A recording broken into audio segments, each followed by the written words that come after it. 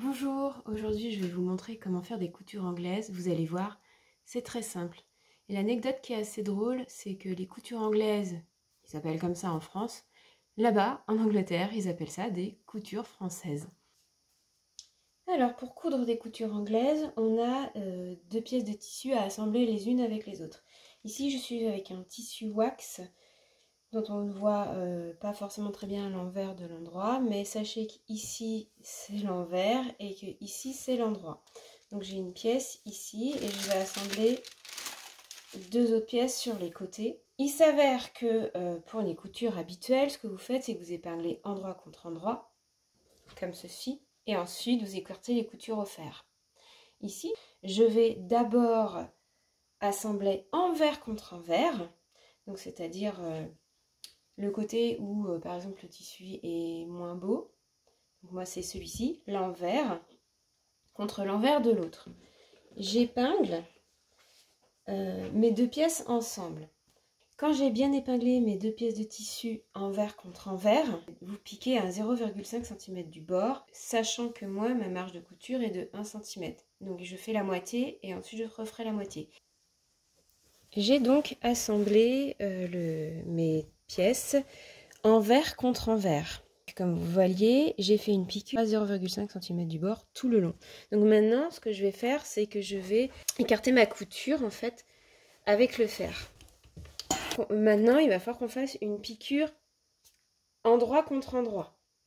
Donc on n'oublie pas, l'endroit il est là avec les coutures apparentes. C'est très bizarre.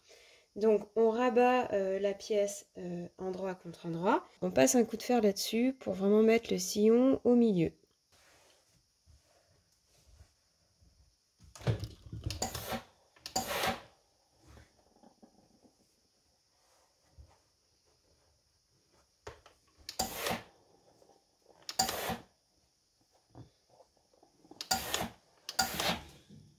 J'ai donc bien marqué mon assemblage au fer, comme ceci, avec le sillon au milieu, comme vous le voyez.